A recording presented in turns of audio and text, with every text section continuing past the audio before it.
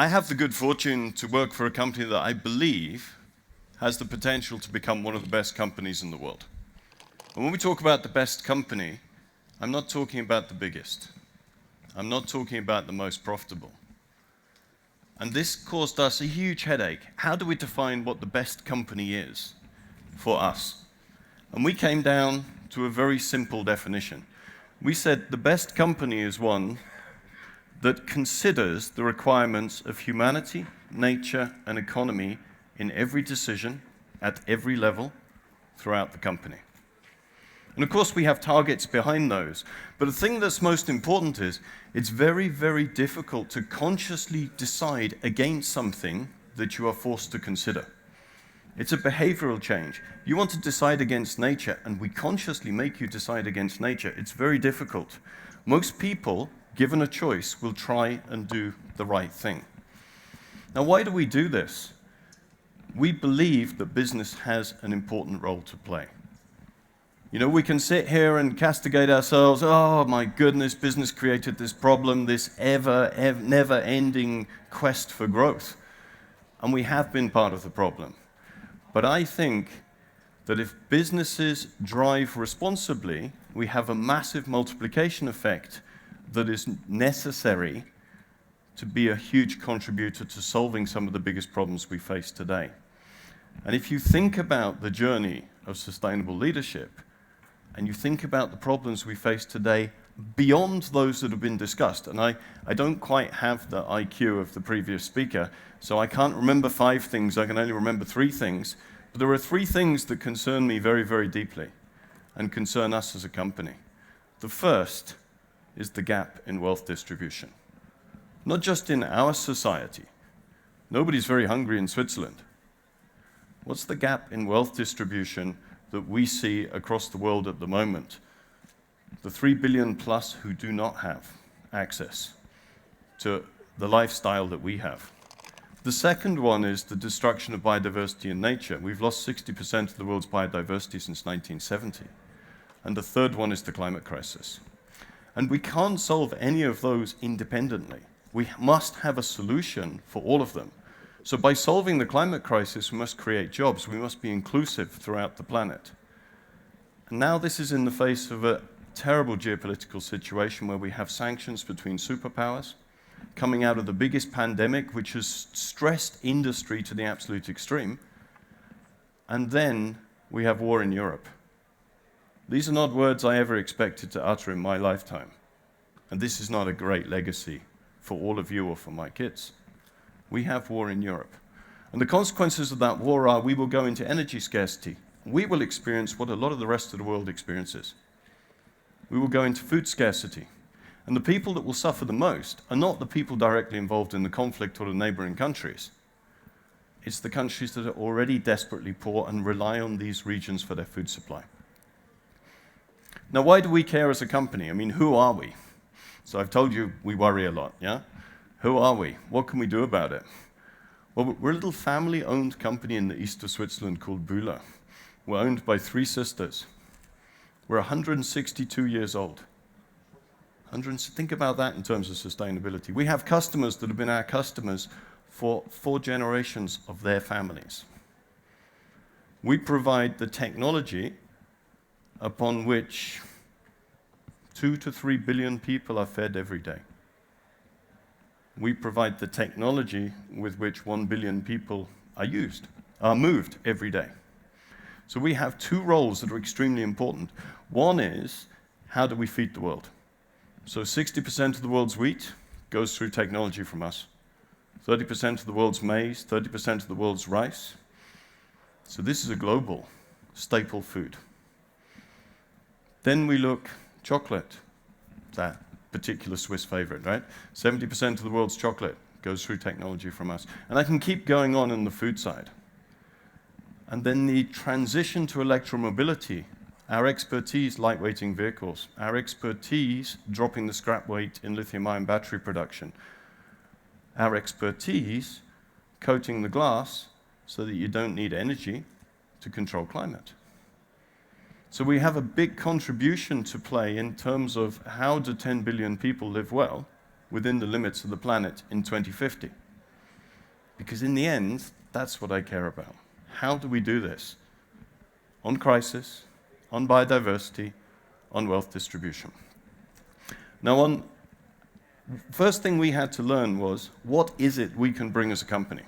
So we stood up in front of 600 customers, and we committed in 2019, and we said, we will have solutions available by 2025 that enable you to reduce by 50% the waste, energy, and water consumption in your value chains.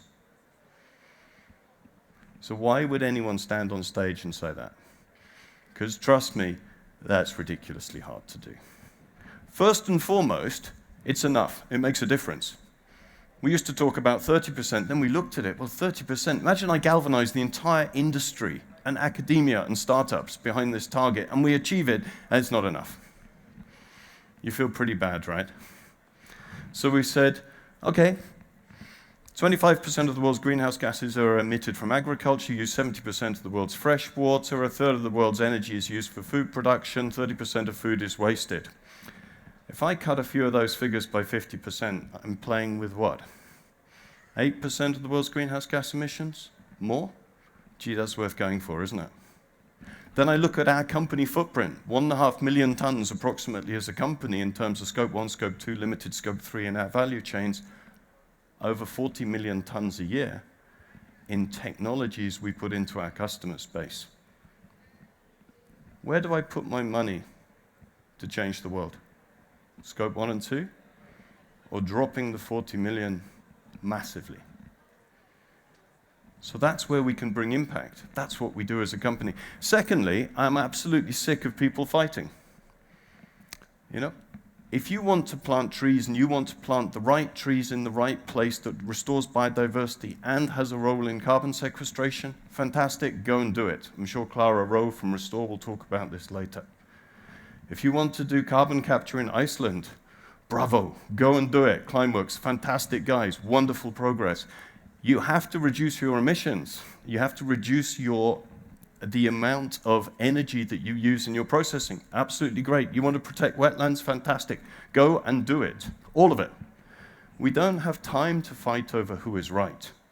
We have to do whatever we can do. The third thing that's important is you have to act differently, you have to behave differently, you don't innovate as you did in the past. And the fourth one is you would have to be an absolute madman to chase these targets alone. If you were to imagine that anyone has the competence, know-how, capabilities to be able to drop by 50% waste, energy, and water in these huge supply chains alone, you need locking up. So you have to partner. And partnership has to become a core competence of every company going forward. And partnership is really hard. Make no bones about it. It's lovely on PowerPoint. It's great when I talk about it on stage, right? It's really, really hard. Because the first thing you have to do is share the benefits. Well, I mean, this is against all the business environment. So what? We're going to create a pie that's bigger and I don't get all of it? Well, if you want to get all of it, you have a tiny pie, my friend. So we have to look at how we share and how we build success.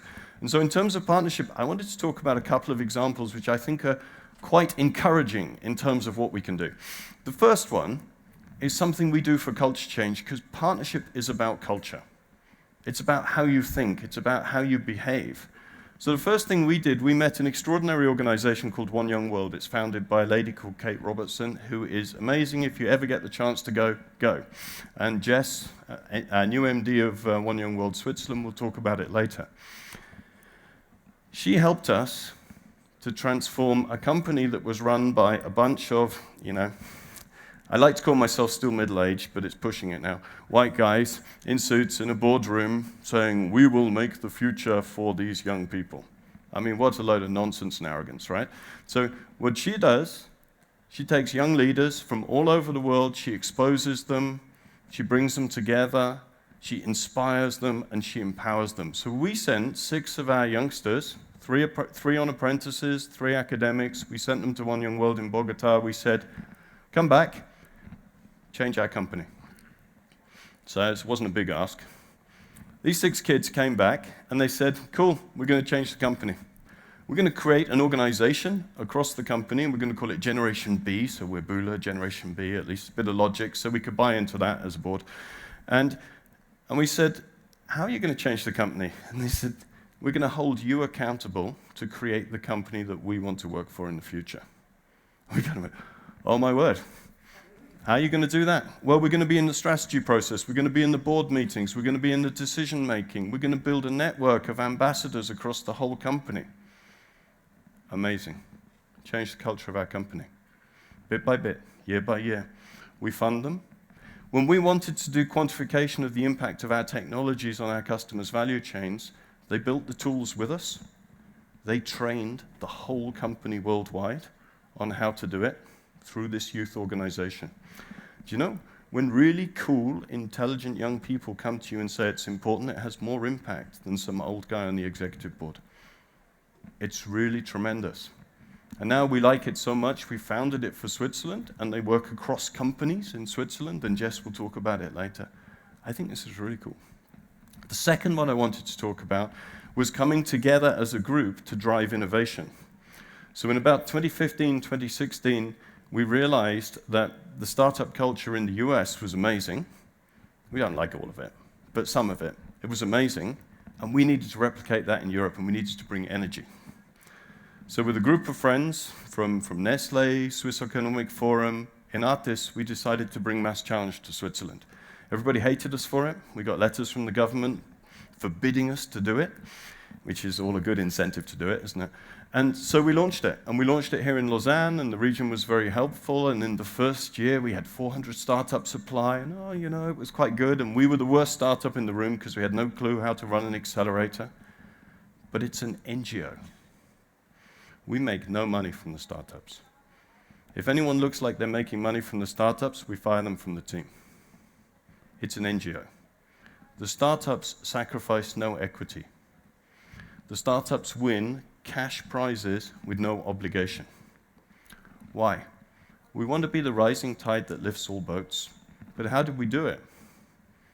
Nestlé, Givaudan, Bühler, Barry Callebaut, DSM, Suzuka, endless companies donate money every year to make this work. In 6 years, 8,500 startups applied to the program. We accelerated, 600. They raised money, etc., etc. This is all nice. All accelerators tell you this. These guys employ about 16,000 people. Massive social impact.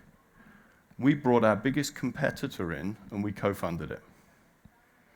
Because that helps the startups develop. And these great startups change our culture. They're a source of innovation. They're a source of technology. And they're the future companies and future leaders. Last year, we switched it. We will only accelerate climate-responsible startups. And we built the filters. And we said, OK, well, we're going to get less startups. What happened? We got over 1,000 startups apply.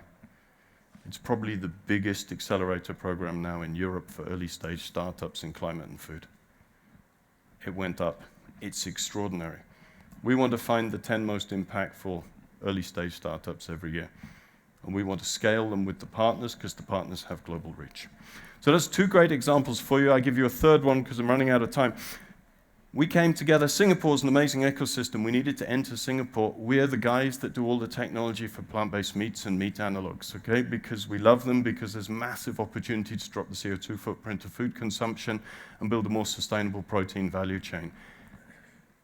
We talked to Givaudan. We built a joint innovation center where their customers come, our customers come, and sometimes joint customers come. A startup comes in, full product development, one afternoon. Flavor, process technology, scalable solution. That's partnership. So what are my learnings out of this? I'm extremely optimistic that if we get partnership right, we're going to win. We have to be very, very ambitious with targets. We have to be transparent, we have to measure, we have to track, but you have to be ambitious. It's better to get halfway in a massively ambitious target than it is to say, I'm really worried what the shareholders are going to say, so I'm going to promise a little 10% incremental improvement because I know I can deliver it, but I'm not going to change the world, I'm not going to change my behavior. I'm not going to bring radical solutions. And finally, on those 3 things, the climate crisis, biodiversity restoration, And poverty, that wealth gap that we have to solve, we have to build partnerships and redefine the criteria for success. Because the criteria for success is not how much money I make anymore as a company.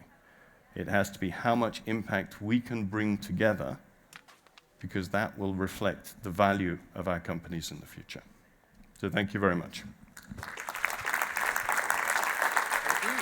Pleasure. All right, stick around over here. Let's see if we got some questions. I know some people are like, how come only the extroverts get to ask questions? Well, Slido's open again, so drop your questions here. And I love extroverts, even though I'm an introvert. So we have the mics going as well. So you pick your choice. You can drop a question in here, or you can ask a question on the microphone. So let's see where we're at. First of all, for the session before we talk about your question, there was a question about the slides and if that will be available, and the slides will be available, because I know there were some questions and some graphs. So if whoever asked that is still looking for that, we will make that available to you after the conference. Okay. Questions. Let's talk a little bit about your definition of well-being. So that is, yes. How do you describe well-being? How do you define well-being? I mean, you've got to, I mean, the first thing is that you have enough money to sustainably feed your family. Mm-hmm. That you have access to education. That you have access to healthcare. Mm-hmm. I mean, I think those are the first basics that we have to put in place. And then society can grow. So I think when we look at this, nutritional base, educational base, medical base, the first things that we have to put in place. And there we have, to be fair, I mean, we have a few programs we run. We build schools in Africa, but we don't build primary schools. We build schools to train people on how to run food production plants and how to build them. So we run milling schools, cocoa schools, etc., and that's a bit the contribution we make there on education. But in terms of well-being, I think we need to look at ourselves. I think we need to take a very long, hard look at ourselves and say, all of the things that we value, how much do they matter? Mm-hmm. And how much can we value them such as we stop others having them? All right. We have a lot of questions, so I'm going to ask them quickly, and then you can answer them quickly as well. What do you find is the most difficult thing to develop a mission-based partnership? Lawyers. Lawyers, the hardest. Lawyers. First thing, I mean, sit down, agree the mission, align it. I have a very simple thing. What do you bring to the partnership? What do you get out of the partnership that you would not get if we weren't together? What do I bring? What do I get out if we were not together? I make a little bubble in the middle. Therefore, what do we do? Mm-hmm. If it takes you 3 months to fill out that one page, it's worth it. Because once you've done that, you know you're mission aligned. And then afterwards, you lock the lawyers in a room and you tell them that they have to make a deal that reflects that perfectly. The next question is about your CFO. Do you have buy-in from your CFO on the new criteria for success? Yeah, our CFO sits on the World Business Council Sustainable Development Committee for the new IFRS programs to introduce the new reporting on carbon, the new reporting on nature. He did his PhD in sustainability reporting. He's genius, he's brilliant. We do every investment together, we approve projects together. He's the blessing for me in accelerating this mission. Nice. And then the next question is about your board. So in the process of transforming your company, have you faced angry boards? And how did you handle it?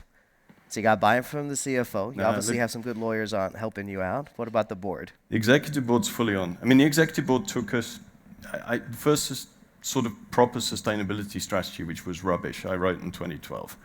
And it took us really about 7 years to be able to have something that we could all focus on. In the last 3 years, we've gone from me preaching to the executive board members fighting over who was driving most impact fastest. And then the board of directors level, they just push us to more ambitious targets and more action. I'm going to combine these two questions together. You mentioned at the very start, it's a 160-year-old company owned by 3 sisters right now, right? So does the fact that you are family-owned make the change in focus possible? And the other question was, would this strategy be possible in a listed company? So what is the effect of the fact that it's So family first things first, it helps being family-owned. I don't hide behind that. The family holds us to two things. We will be the innovation leaders in our category, in our industry, and we will run the company with the mindset of a family, i.e. every decision is on behalf of the next generation. And that's what in the board, that's when I get trouble with the board if I think too short term or outside the values of the family, and I slip, I get reprimanded. Could you do it in a publicly listed company? I don't think you're going to have any choice. Publicly listed company that doesn't do this should not exist in 10 years. Share price should fall. The value of the company should reflect their impact on society, and that's what I hope the new IFRS reporting will be a huge step towards. So we need to value listed companies based on impact, not just on financial results, and then public listed companies have no choice. And that shift is coming now. Can they learn from family companies? Maybe. But they have no choice, and they have to go through this process, and they will get called out for greenwashing.